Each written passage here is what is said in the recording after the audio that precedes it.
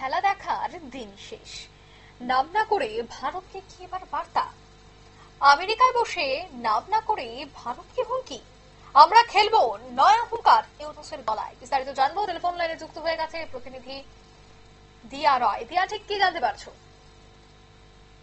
হ্যাঁ দেখো, রাষ্ট্রসংঘের সাধারণ সভায় বক্তব্য রাখতে গিয়ে যে পাকিস্তানি তকমা উঠেছিল এবং নিউ ইয়র্কে রাষ্ট্রসংঘের কার্যালয়ের সামনে ব্যাপক বিক্ষোভ দেখিয়েছিল প্রবাসী বাংলাদেশিদের একটা বড় অংশ। আর তারপরে তাদেরকে কিন্তু কাছে টানতে এক প্রকার মরিয়া হয়ে উঠেছিল বাংলাদেশের অন্তর্বর্তী সরকারের প্রধান উপদেষ্টা। এবং তিনি সেই যে এনআরবি কানেক্ট, যে এম্পাওয়ারিং গ্লোবাল বাংলাদেশের শীর্ষক অনুষ্ঠানে নিউ ইয়র্কে শনিবার বক্তব্য রাখতে গিয়ে তিনি বলেন যে দূরে গ্যালারিতে দাঁড়িয়ে খেলা দেখবো এমন হবে না, গ্যালারিতে বসে খেলা দেখার দিন শেষ, আমরা এখন নিজেরা খেলা দেখবো।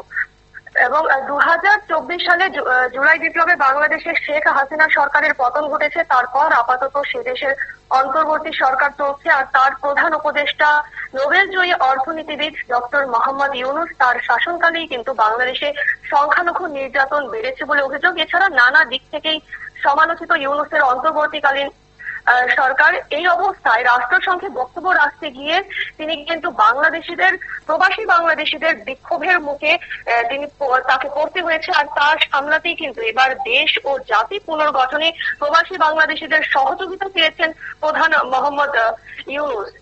আর নিউ ইয়র্কে এনআরডি কানেক্ট, যে এম্পাওয়ারিং গ্লোবাল বাংলাদেশি অনুষ্ঠানে গিয়ে যে তিনি জুলাই গণ অভ্যুত্থানের ফলে যে পরিবর্তনের স্বপ্ন আমরা দেখেছি তিনি বক্তব্য করেছেন, তা এগিয়ে নিতে প্রবাসী বাংলাদেশিরা তাকে নিজ নিতে সক্ষমতা অনুযায়ী গুরুত্বপূর্ণ ভূমিকা পালন।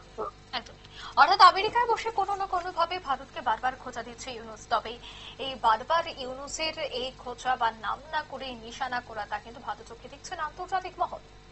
নিয়ে নিচ্ছি ছোট্ট একটি বিজ্ঞাপন বিরতির সঙ্গে থাকুন।